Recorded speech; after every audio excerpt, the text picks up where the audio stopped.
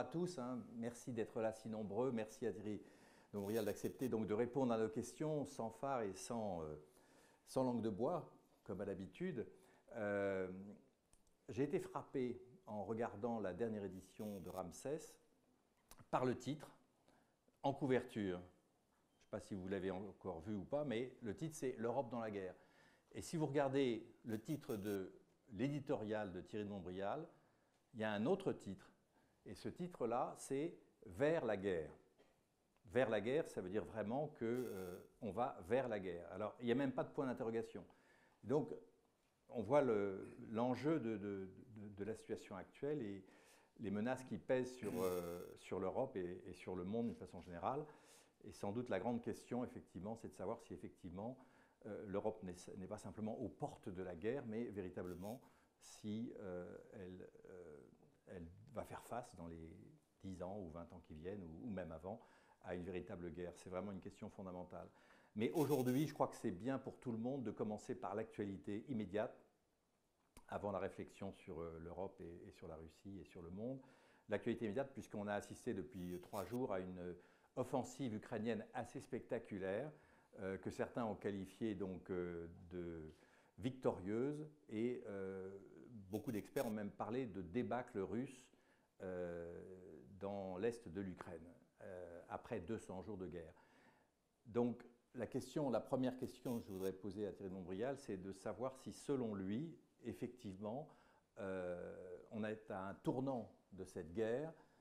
Est-ce que parler de débâcle est exagéré ou est-ce que ce n'est que le début? Et ça pose la question fondamentale en réalité de savoir si l'une des deux parties peut effectivement gagner la guerre et qu'est-ce que ça veut dire la victoire. Donc d'abord aujourd'hui sur ce qui se passe en ce moment, les Ukrainiens parlent de la 3e étape de la guerre, la première ayant été la volonté de dissuader les Russes d'aller au-delà, et ils ont remporté la première étape puisqu'ils ont empêché la chute de Kiev.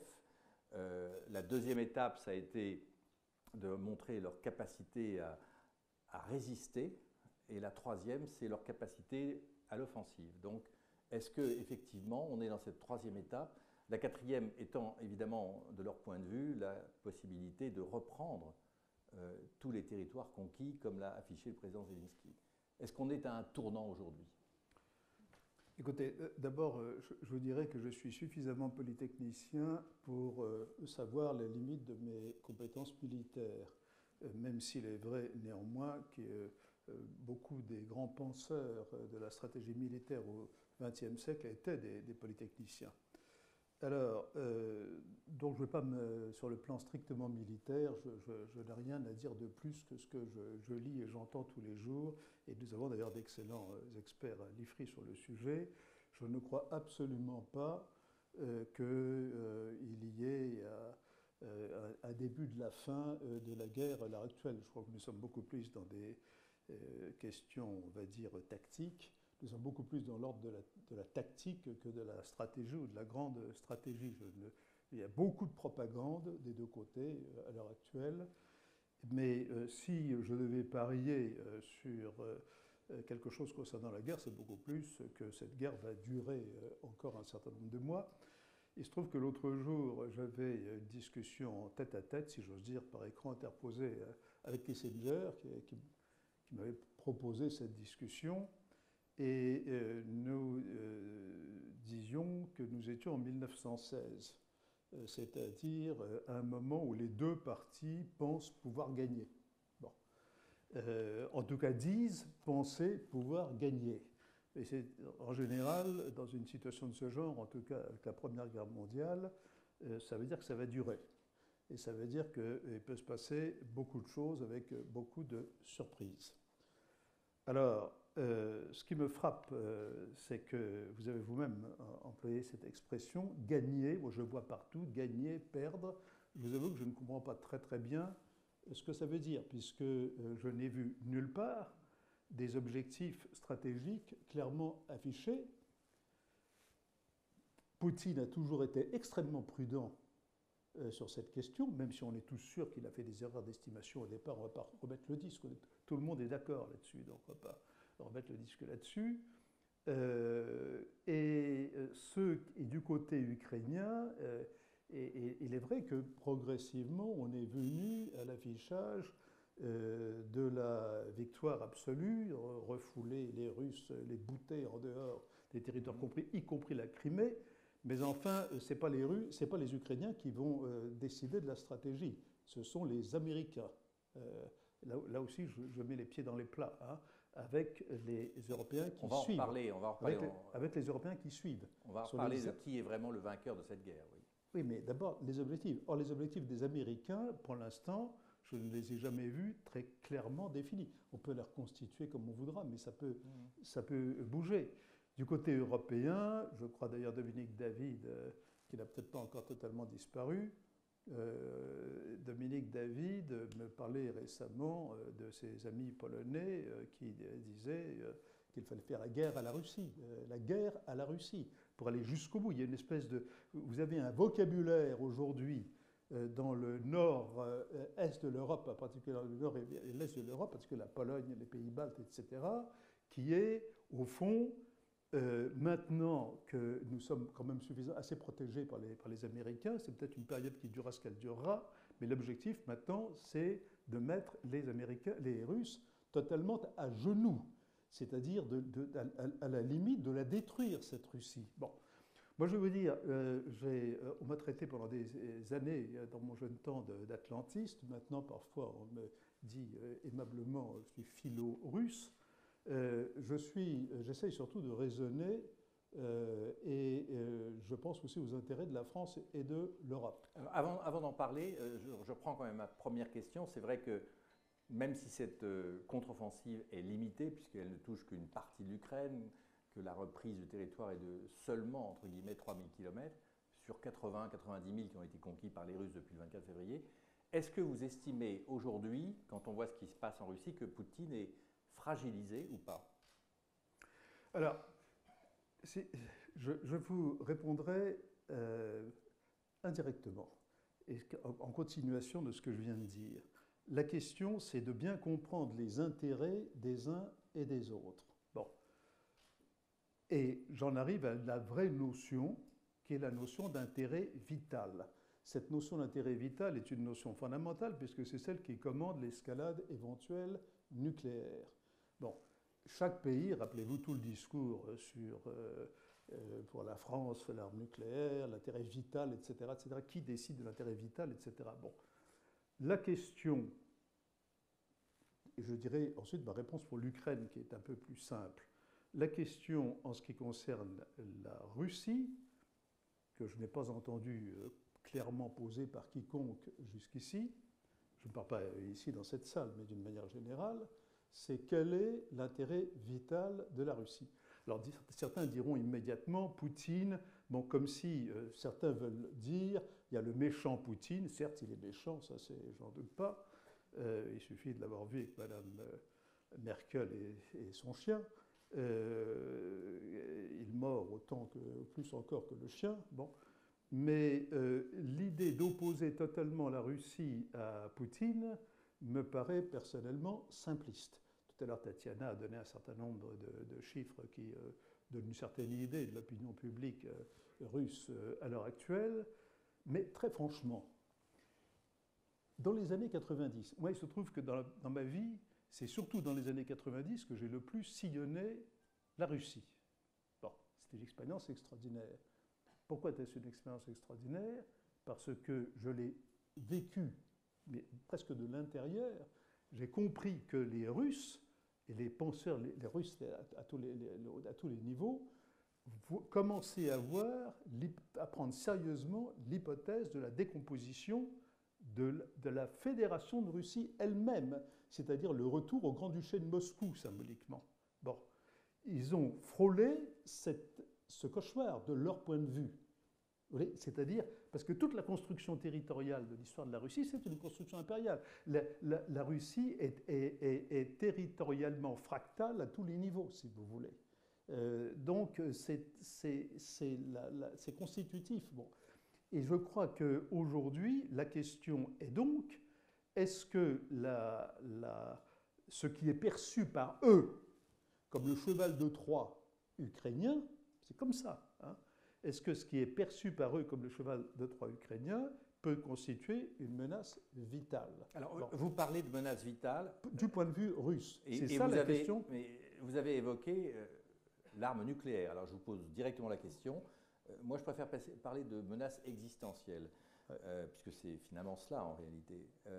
Est-ce que si Poutine était effectivement mis en difficulté sur le plan militaire, s'il était véritablement fragilisé, pas simplement politiquement, mais militairement, est-ce que, de votre point de vue, il pourrait franchir le pas et utiliser en Ukraine une arme nucléaire?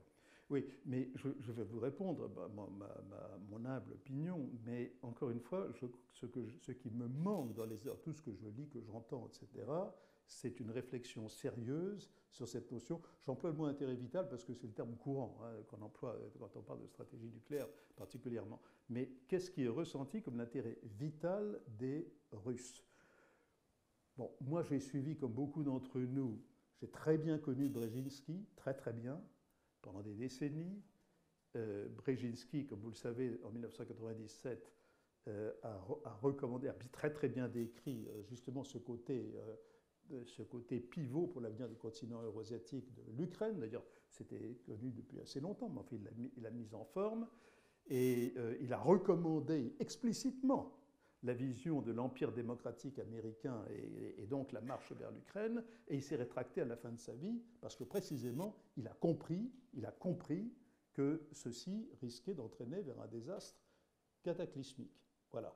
Alors, la réponse maintenant à votre question, moi je ne suis pas, c'est que l'emploi, si réellement il devait y avoir, ce qui à mon avis n'est pas le cas tout de suite, bon, mais s'il devait réellement y avoir une menace du point de vue de l'establishment russe, ce n'est pas un seul homme, je ne vois pas les choses comme ça, même si Poutine est évidemment c'est un régime. Je pense qu'il n'y a pas que Poutine, ce serait un autre Poutine, je ne crois pas que ce soit uniquement qu'il faille personnaliser à ce point.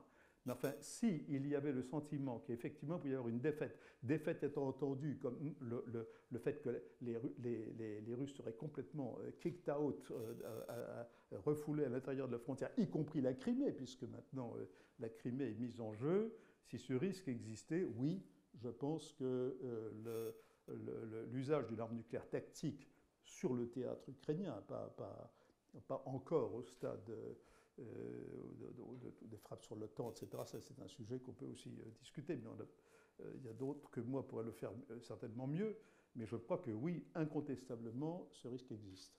C'est très important ce que vous dites, parce que jusqu'à présent, l'opinion dominante chez les experts, les analystes du conflit, c'est de dire que finalement, Poutine en parle de la menace nucléaire comme un outil de persuasion et pour dire attention, retenez-moi si je fais un malheur, mais ce n'est que de l'ordre de la menace et non pas de la perspective d'une utilisation. Et aujourd'hui, vous nous dites, ne vous trompez pas. Moi, je vous dis que ce n'est pas une question d'experts. C'est une question, justement, c'est une question éminemment politique. Moi, ce qui me frappe, justement, c'est qu'il n'en parle plus. Il en parlait au début. C'est-à-dire, il en parlait au début, tout de suite, n'est-ce pas? Il a parlé pour essayer de faire peur en disant nous avons des armes extraordinaires, etc. Ce qui m'inquiète plutôt aujourd'hui, c'est qu'il n'en parle pas. C'est très clair. Mais écoutez, la salle appréciera, mais je pense que c'est très important de le signaler de façon très pointue. Pourtant, je vais revenir à ma question. Est-ce que c'est un tournant dans la guerre? Vous m'avez dit, je ne suis pas un expert militaire, d'accord, mais aujourd'hui, le ministre de l'Ukraine, le ministre de la Défense ukrainien, dans une interview au Monde, dit ce qui se passe en ce moment, c'est comme une boule de neige, et cette boule de neige ne s'arrêtera pas, l'hiver arrive, jusqu'à voir la deuxième armée du monde battre en retraite. Vous y croyez? Non, mais écoutez, vous allez me dire c'est de la propagande. Non, je dirais la même chose que lui à sa place. Ah, non, mais bon, d'accord. Mais néanmoins, ce que disent les Ukrainiens aussi, c'est que, comme vous l'avez signalé, ce n'est plus simplement revenir aux frontières du 24 février, qui était la première revendication de Zelensky lorsque la négociation apparaissait comme possible. Aujourd'hui, ils disent qu'il faut reconquérir tous les territoires jusqu'aux frontières de 1991. C'est le terme qu'ils emploient, et jusqu'à la Crimée. Ça vous paraît complètement, hors sol? Non, mais là, on est dans le très court terme, Ulysse, on est dans le très court terme. Ce que je crois qu'il faut, encore une fois, tout ça, ça fait partie de la propagande, etc. D'ailleurs, s'agissant de la Crimée, ce que je constate, c'est que je n'ai jamais vu jusqu'à présent, et je parle sous le contrôle de gens qui connaissent mieux que moi la situation, mais enfin, je n'ai pas vu dans la population de la Crimée un soulèvement en faveur de l'Ukraine. Donc il faut peut-être aussi tenir compte de ce genre de choses.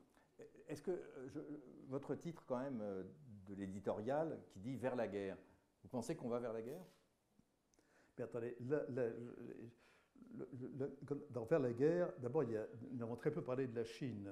Également, il y a beaucoup de questions qui se posent. Bon, un éminent ami chinois, une personnalité que je ne peux pas citer ici explicitement, mais qui a une position importante, à qui je disais il n'y a pas très longtemps que j'espérais que Xi Jinping donnait des conseils de modération à Poutine, précisément pour ne pas enclencher une troisième guerre mondiale, m'a répondu immédiatement, la troisième guerre mondiale est commencée. Bon. Et ce n'était pas une boutade. Alors, qu'est-ce que je veux dire par là? Moi, ce qui me frappe sur la question proprement européenne, bon, je crois que les maîtres du jeu du côté occidental, c'est évidemment les Américains avec les Polonais, les pays baltes principalement. Mais attendez, vous avez dit quand même quelque chose d'absolument fondamental. Un responsable chinois de haut rang vous dit la Troisième Guerre mondiale a commencé. Voilà. Est-ce que Kissinger, dans votre conversation, il le craint, vous a dit quelque chose sur la... Bien sûr. Qu'est-ce qu'il vous a dit? Mais il le craint. Il craint que la Troisième Guerre mondiale ait commencé. Il craint qu'on aille vers une Troisième Guerre mondiale. Alors, quelle forme cette Troisième Guerre mondiale pourrait prendre? Mais je voudrais quand même qu'on... On va parler de l'Europe, on va parler de l'Europe, mais sur ce point, il le craint, et est-ce qu'il vous parle aussi... Par des séries d'enchaînements. La question, j'ai dit un mot sur sous forme de question, est-ce que pour la Russie, est-ce que l'Ukraine est une question, je ne parle pas forcément de la reconquête de l'Ukraine comme au sens de l'Union soviétique, mais est-ce qu'une forme de règles de sécurité collective avec l'Ukraine est une question importante, une question vitale? Je pose la question. Moi, ma réponse personnelle, c'est je pense que oui. Alors, maintenant, on a bien entendu l'argument, et vous avez cité Brzezinski, voilà. Etc., c'est très intéressant. Effectivement, c'est une thèse intéressante. Mais je lis dans votre éditorial quelque chose que j'ai appris, que je trouve très intéressant, donc je vous recommande, la page 20, vous citez Voltaire. Et vous avez lu donc l'histoire de Charles XII de Voltaire. À 14 ans, je l'ai lu à 14 ans. Voilà, et donc aujourd'hui, en 2021, vous citez Voltaire. L'Ukraine a toujours aspiré à être libre, mais étant entourée de la Moscovie, des États du Grand Seigneur, la Suède, et de la Pologne, il lui a fallu chercher un protecteur et par conséquent un maître dans l'un de ces trois États. Elle se mit d'abord sous la protection de la Pologne, qui la traita en sujette. Elle se donna ensuite aux Moscovites, qui la gouverna en esclave autant qu'il le put. Mais donc, Voltaire dit que sous Charles XII, déjà, l'Ukraine avait cette volonté, cet idéal d'être une nation, au fond. Ben, moi, j'ai étudié... C'est un peu contradictoire avec ce que vous disiez par rapport à Poutine, d'une certaine manière. C'est-à-dire que ça bat en brèche, si vous voulez, l'idée que selon Poutine, l'Ukraine devait être finalement faire partie de l'Empire russe, d'une certaine manière. Non, je ne dis pas ça. D'abord, effectivement, le texte de Voltaire est assez extraordinaire. Comme beaucoup d'entre nous, j'ai essayé d'étudier de plus près ces derniers temps l'histoire de l'Ukraine. J'en ai fait un tout petit résumé d'ailleurs dans mes perspectives que je vous passe. Je note simplement, qu'effectivement, n'est-ce pas, ce qui m'a frappé, c'est que le mouvement, on peut dire, national en Ukraine est extrêmement ancien, puisqu'il était déjà en marche à l'époque, au début du XVIIIe siècle. Mais il s'est évidemment considérablement accéléré, et l'agression du 24 février a considérablement accéléré tout ça.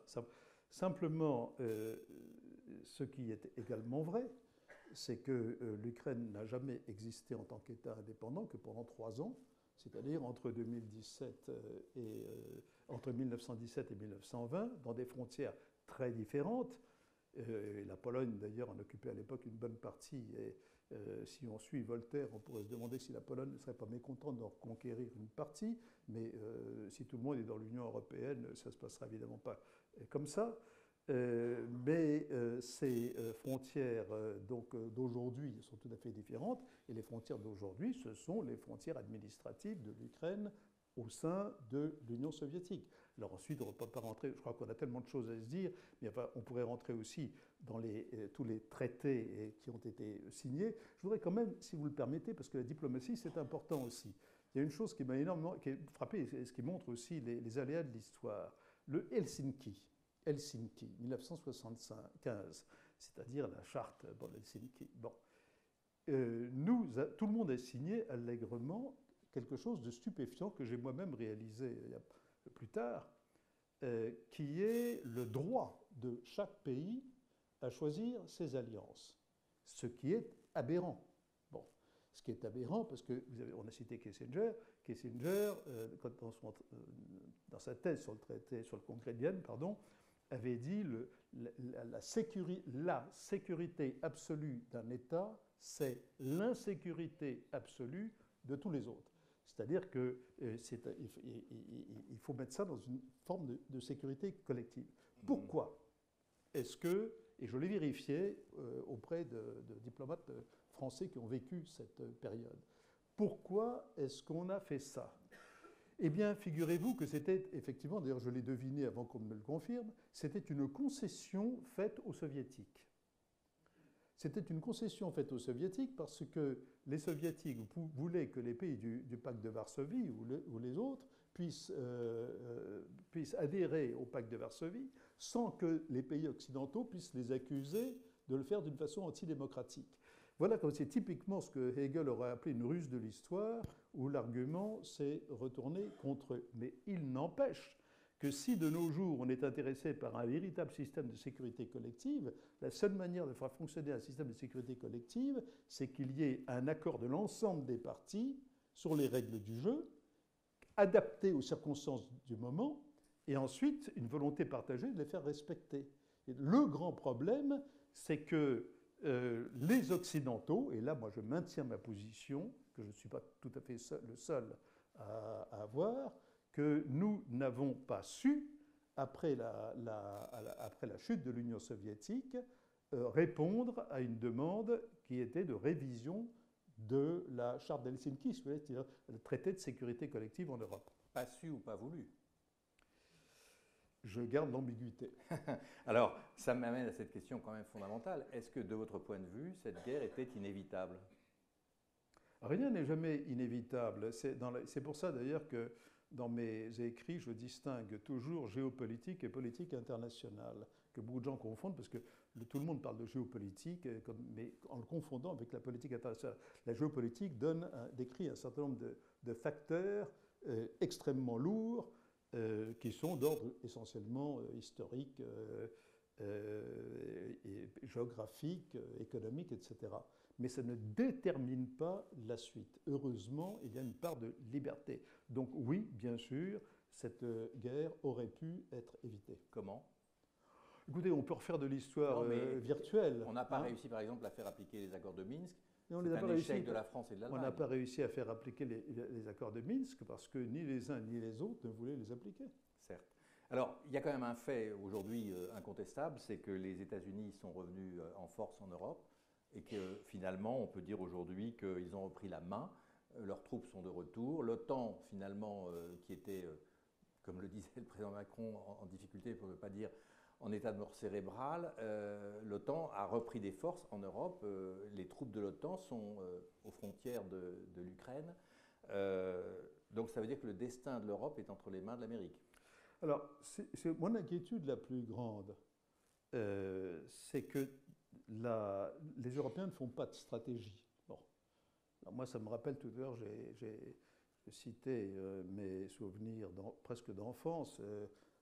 à l'école polytechnique, on raconte que j'avais un adjudant en chef qui était un type extrêmement sympathique. C'était pas une grande lumière, et un élève lui avait demandé, mon adjudant en chef, pouvez-vous me dire la différence qu'il y a entre la tactique et la stratégie? Il avait quand même fait une réponse qui était assez brillante, puisqu'il avait répondu, à votre niveau, aucune. Alors, ce que je pense, c'est que nous ne faisons pas de stratégie. La stratégie, nous prenons des décisions séquentiellement en réaction aux émotions du moment, avec des effets de domination, et puis pas à pas, on avance sans la moindre stratégie. Je peux faire une petite parenthèse? Je vais vous demander la différence entre les stratégies. Non. Je vais vous demander, pour vous, Poutine est un tacticien ou un stratège? Oh, je connais tout ce débat. Moi, je pense qu'il est un stratège. Il peut se tromper, mais je pense qu'il est un stratège, oui. Donc la Crimée, et l'Ukraine, ça fait partie d'une stratégie de Poutine. Bien entendu. Certains ont dit qu'il a pris la décision de la Crimée au dernier moment. Ah non, je ne crois pas. Donc c'est un stratège. Non, l'opération de la Crimée a été menée avec une telle efficacité que c'était un scénario qui était nécessairement très préparé. Ça ne veut pas dire que c'était celui qu'il aurait préféré mettre en œuvre. Alors revenons aux Américains. Ouais. Ils sont de retour. Et finalement, donc, ma question est, selon vous, ce sont les Américains qui ont entre leurs mains le destin de l'Europe. C'est ça que vous nous dites aujourd'hui. Aux dépens de l'Europe. Et est-ce que ça veut dire que l'autonomie stratégique, c'est fini? Alors je vais être moins prudent que Madame Claude France Arnoux sur cette question, mais c'est normal. Nous ne sommes pas exactement dans le même rôle. Bon, alors tout d'abord, je pense que des historiens, enfin, le mettront en évidence un jour ou l'autre, mais je pense que les Américains ont hésité au début parce que leur but principal c'est la Chine, comme chacun sait, et qu'il est possible qu'ils aient vu d'abord cette histoire ukrainienne comme plutôt un obstacle. Bon. Mais quoi qu'il en soit, ils ont très vite compris, et le système décisionnel américain n'est pas si mauvais que ça. D'ailleurs, on devrait parler, si on a le temps, un tout petit peu de ces questions de système de décision. Comment se prennent les décisions? Est-ce que c'est au doigt mouillé? Il y a des gens qui n'ont pas d'expérience, etc. Bon. Non, pas aux États-Unis, justement, mais je compare avec l'Europe. Donc, défavorablement, comme vous l'avez bien compris, pour l'Europe. Alors, en ce qui concerne les États-Unis, je pense qu'ils ont compris assez vite qu'ils pouvaient faire du judo, c'est-à-dire retourner l'inconvénient en avantage. Et c'est ce qui s'est passé, et je pense que c'est eux qui ils nous ont remis en rang serré derrière eux, avec naturellement en épousant complètement la cause défendue par bien sûr les Ukrainiens, mais aussi les Polonais, les Pays-Baltes, etc. Bon. Et qu'ils reviennent finalement à une conception qui est toujours la même. Ils ne connaissent, les Américains, que les institutions euro-atlantiques. Ça, je peux vous le dire, enfin, je les connais suffisamment depuis toujours. Ils ne distinguent pas vraiment l'Union européenne. Pour eux, l'Union européenne, c'est la composante un peu économique de ces institutions euro-atlantiques. Mais les institutions euro-atlantiques, ça forme un tout. Et pour les choses sérieuses, c'est-à-dire la sécurité, c'est l'OTAN. Bon. Et ils ont repris leur politique traditionnelle, c'est-à-dire l'expansion la plus à l'est possible des deux, c'est-à-dire de l'OTAN et de l'Union européenne. Merci Poutine quand même. Pardon? Merci Poutine. Ça a été finalement la grande faute stratégique du stratège dont vous parliez. Mais laissez-moi... Poutine a réussi à recomposer l'OTAN à ses frontières, d'une certaine manière. Bien entendu, mais je crois que là aussi nous sommes tous d'accord là-dessus. C'est la question des erreurs. Mais enfin, l'histoire n'est pas terminée. Alors, je veux dire pourquoi? Parce que la situation actuelle, c'est qu'on en est arrivé, je ne parle pas de l'extension de l'OTAN, la Finlande, la Suède, etc., mais on en est arrivé quand même à s'engager pour faire une Union européenne à Claude France, 35, 36, on ne les compte même plus. Bon. Et certes, il faudra réviser les traités, certes, etc., mais la pression, une fois que la machine est lancée, vous allez voir, ce sera à peu près impossible de faire marche arrière. Ce qui veut dire que nous allons avoir des années d'une confusion totale. Déjà, l'Union européenne telle qu'elle est, avec un élargissement dont je persiste à penser, je suis suffisamment âgé aujourd'hui pour parler comme je le pense. Nous avons été, d'ailleurs même à l'époque je le disais, nous avons été beaucoup trop vite dans cet élargissement actuel. Et d'ailleurs, on le voit, nous sommes divisés, nous sommes fracturés. Vous dites même, ouais, c'est ça, bien sûr. L'Europe est déjà fracturée. Bien sûr. Mais est-ce qu'elle est menacée de dislocation? Alors, je pense qu'avec cette seconde vague, cette troisième, quatrième vague d'élargissement, si nous perdons comme je ne fais jamais de prévision certaine, je dis un peu le pire qui puisse arriver pour qu'on s'oblige à y réfléchir sans trop se contorsionner, comme si on voulait un peu ignorer l'affaire. Bon, je pense que, suivant le fameux jeu de mots, est-ce que l'extension aux Balkans, est-ce qu'on européanise les Balkans ou est-ce qu'on balkanise l'Europe? Pour moi, la question est parfaitement claire, on balkanise l'Europe. Et est-ce que c'en est fini de l'autonomie stratégique qui a été voulue au cours des 3 dernières années, que Macron a toujours défendue? Alors, écoutez, déjà, quand on regarde le détail des mesures annoncées ou des projets annoncés par M. Scholz, par le chancelier Scholz, indépendamment de ces questions du vote de la politique étrangère à la majorité qualifiée, etc., on peut déjà se poser des questions. Là, je parle du contrôle. Claude France, vous n'en avez pas parlé, mais enfin, tout à l'heure, mais enfin, dans son discours, il n'a même pas mentionné les projets franco-allemands. Il a mentionné de nouveaux projets qui sont tournés vers une liste de pays qu'il a mentionnés, dans lesquels nous ne figurons pas d'ailleurs. Bon, donc, enfin, ce n'est qu'un signe parmi d'autres. Bon, je crois d'ailleurs que c'est les couples franco-allemands, pour l'instant, qui en prend plein la figure, si j'ose dire. On paye l'addition. Je ne dis pas qu'on va la payer, en tout cas, oui. mais pour l'instant, on se tient un peu, on est un peu modeste. Vous êtes très dur parce que, néanmoins, comme le disait tout à l'heure notre interlocutrice sur l'Europe, eh bien, l'Europe a fait preuve de force. Elle a bien résisté. Non, mais tout ce Elle s'est plutôt bien conduite depuis le début de la guerre. Attendez, bien conduit, c'est un critère moral. Bon. Non, mais militairement, politiquement, militairement, je ne sache pas que nous fassions la guerre. Nous ne ferait pas la guerre. Vous dites militairement, en quoi nous sommes-nous bien conduits militairement en armant l'Ukraine, par exemple. Ça, c'est pas militaire, ça, c'est une décision politique. Est-ce qu'elle n'a pas été plus forte que prévu, ou qu'on pouvait le redouter?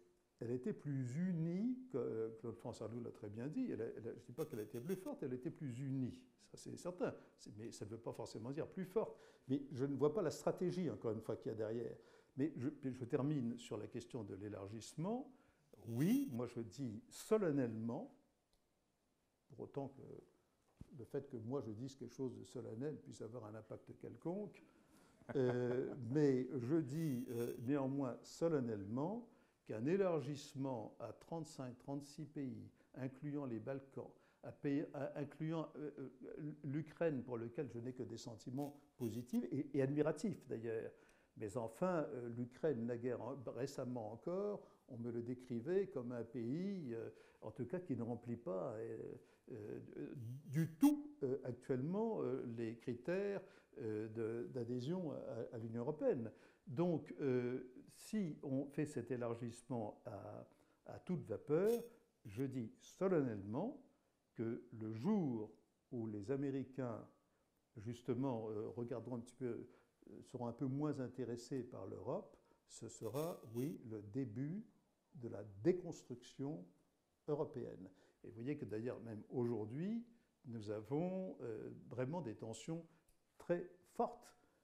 Et vous savez, l'avenir, l'histoire, une des choses que j'ai apprises moi-même avec le temps, c'est justement le temps long. Bon. Sur 100 ans, il peut se passer beaucoup de choses. Où en sera l'Union européenne dans 20 ou 30 ans? Où en sera l'Union européenne dans 20 ou 30 ans? Quand je vois à quel point nous nous méconnaissons les uns les autres en Europe, et que je vois toutes ces forces divergentes et cette absence de concept stratégique, ouais. Eh bien, oui, je suis inquiet. C'est ça votre grande inquiétude, en fait. C'est ça ma grande. Presque la guerre en Ukraine. Et l'autre point dont on n'a pas parlé encore ce soir, c'est évidemment le lien avec la Chine. On va en parler. On va en parler. Mais donc, grande inquiétude sur l'Europe. Une vraie inquiétude sur l'Europe. Est-ce que la France tient son rôle? Ben, vous savez, la France, le problème de la France, c'est son économie. C'est que pour être une puissance, il faut avoir les moyens de la puissance. Et malheureusement, le poids de l'économie française et toutes les difficultés de la France ne facilitent pas l'exercice de la puissance. Et quant à l'Allemagne, alors l'Allemagne... juste la France quand même. Oui, mais elle a quand même l'arme nucléaire, elle a son siège aux Nations Unies.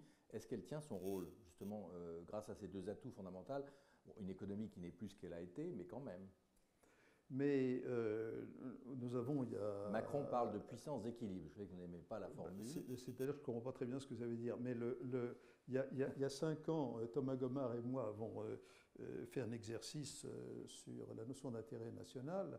Et nous avons pas mal glosé sur le fait qu'on ne peut pas indéfiniment considérer que l'arme nucléaire et l'appartenance au Conseil au membre permanent du Conseil de sécurité permettaient de résoudre tous les problèmes.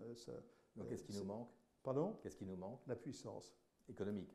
Ben oui, la force et la puissance économique, oui. La puissance économique. Mais qui est liée à celle de l'Europe d'une certaine manière. Ben, écoutez, moi je regarde, je sais pas, l'endettement de la France, le déficit extérieur, ses difficultés en tous sens. Moi je suis économiste à la base. Donc oui, je crois que c'est un problème. Mais vous parlez de déclin ou pas? Moi je fais une distinction entre le déclin et la décadence. Le problème c'est que la décadence est irréversible alors que le déclin est réversible. Et on en est où là? Eh bien, c'est peut-être réversible. Alors la Chine, oui. Incontournable évidemment. Donc la stratégie américaine, on l'a bien compris, donc ils ont, comme vous l'avez dit très justement, renversé le problème et ils ont décidé finalement d'affaiblir la Russie, alors qu'auparavant ils auraient bien aimé mettre la Russie dans leur camp ou de la neutraliser d'une certaine manière. Mais là, en la mettant finalement du côté de la Chine, de façon presque irréversible,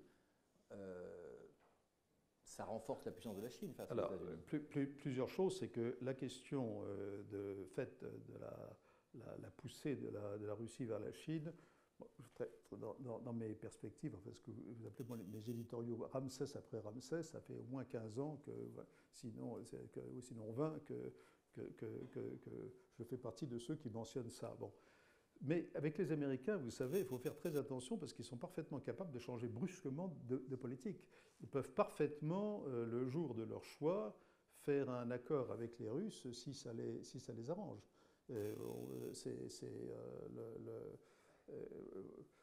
J'ai eu l'expérience, si on peut prendre 30 secondes là-dessus, vous savez, parfois dans les entretiens comme ça, on apprend des choses extraordinaires. Moi ce jour-là, c'était en 1976, c'était juste pendant la campagne électorale où Carter a été élu. Et je me trouvais avec un des bras droits de Brzezinski, d'ailleurs, qui était donc dans l'équipe Carter.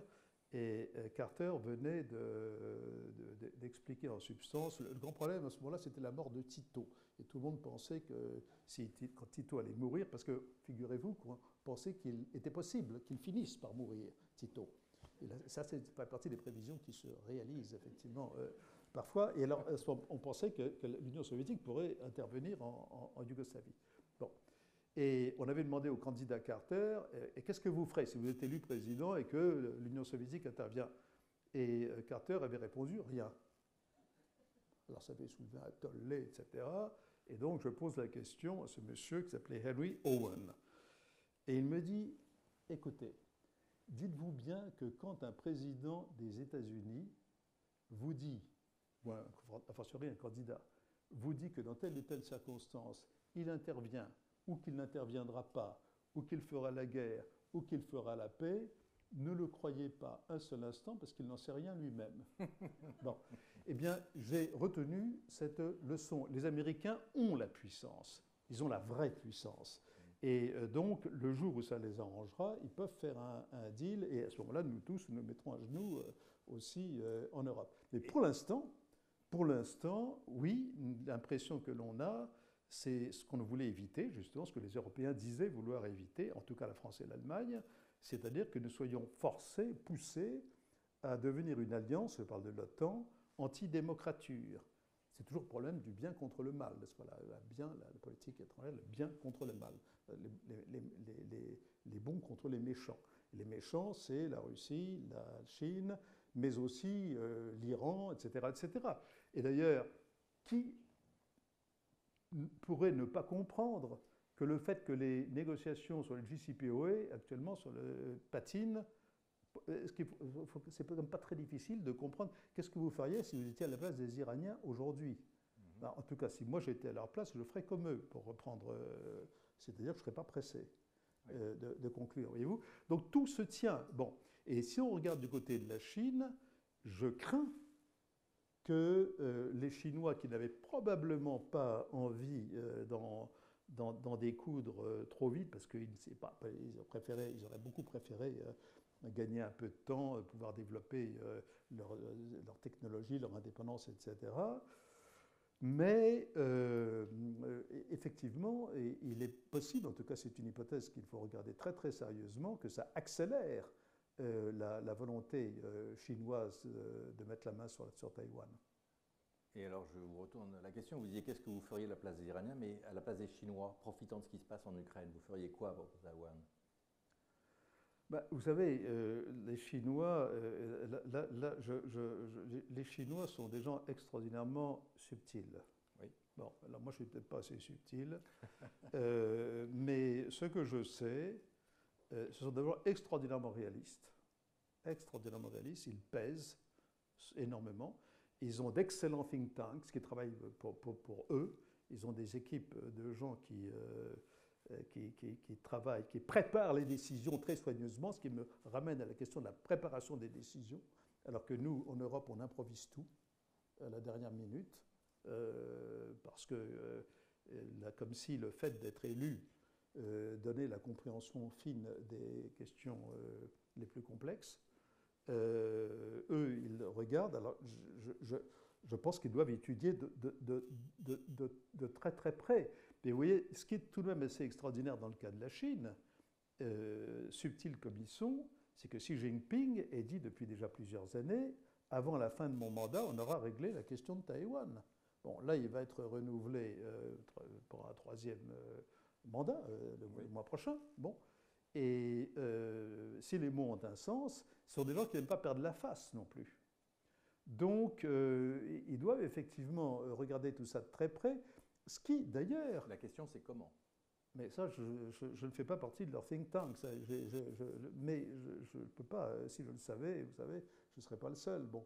Mais en revanche, j'attire votre attention sur le fait que stratégiquement, il est parfaitement possible que les Chinois et les Américains, là aussi, à un certain moment, et les Russes, où ils trouvent une sorte de combinaison dans laquelle nous serons de toute façon, Européens, totalement exclus.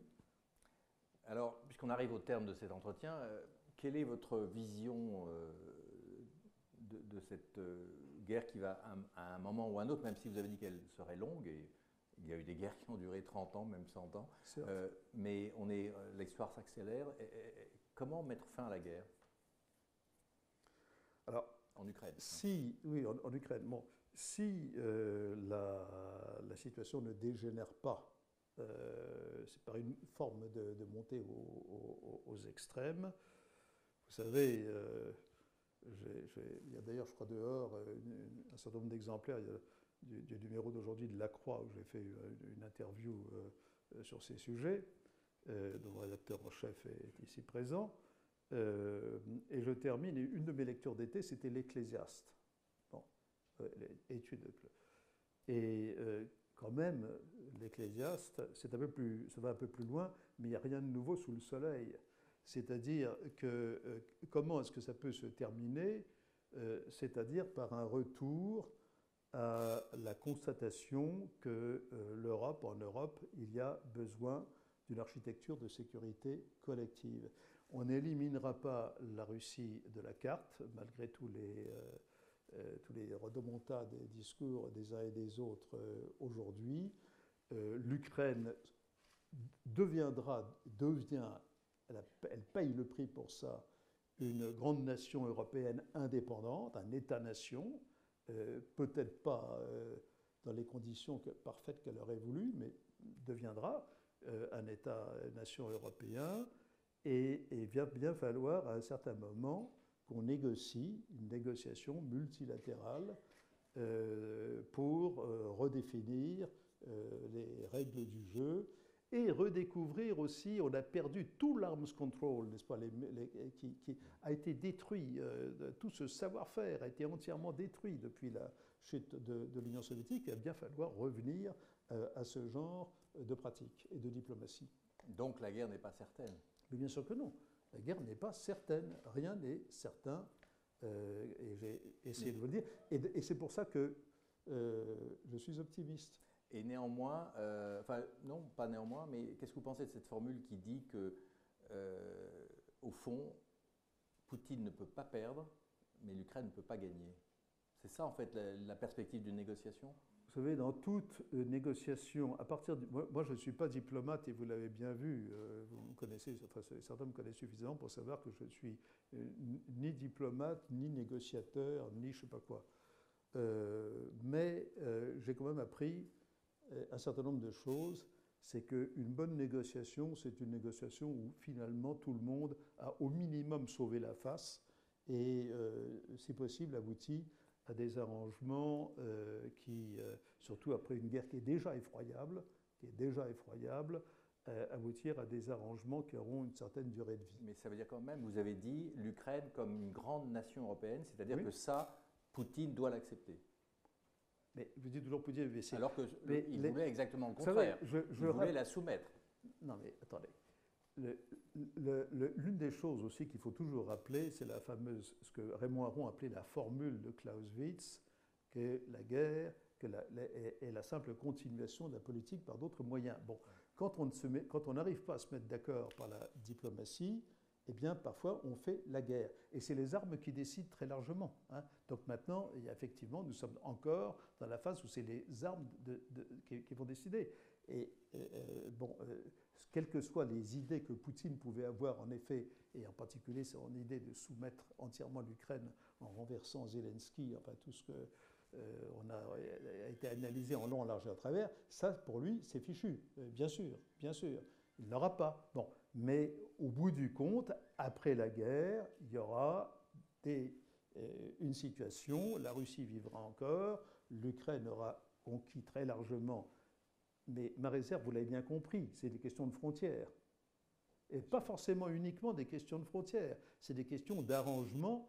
Il peut y avoir une situation gelée où le Donbass ne sera pas, l'annexion du Donbass, par exemple, ou de la Crimée ne sera pas reconnue. Mais il faut rappeler que c'est l'Union soviétique. À l'époque de l'Union soviétique, il faut se rappeler que les Occidentaux n'ont jamais reconnu l'annexion des pays baltes et de la Moldavie.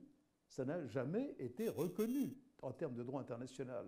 Ça veut dire qu'on peut vivre très, très, très, très, très, très longtemps avec des situations de fait qui ne sont pas reconnues en termes de droit. Vous avez commencé en disant « nous sommes en 1916 » et vous n'ai êtes pas commencé, j'ai mentionné une discussion avec Kissinger au milieu de notre débat. D'accord, mais néanmoins à la fin du premier tiers, vous étiez tombé d'accord avec lui pour dire « nous sommes en 1916 ». Il y a eu encore 17 et 18 avant la paix. Donc exactement, c'est pour ça qu'il faut faire extrêmement attention parce que les années 17 et 18 ont été terribles. Merci. Et pour les deux, et pour tous les camps. Et d'ailleurs, oui, la France a gagné, elle aurait pu perdre. Merci beaucoup Thierry Nombrial.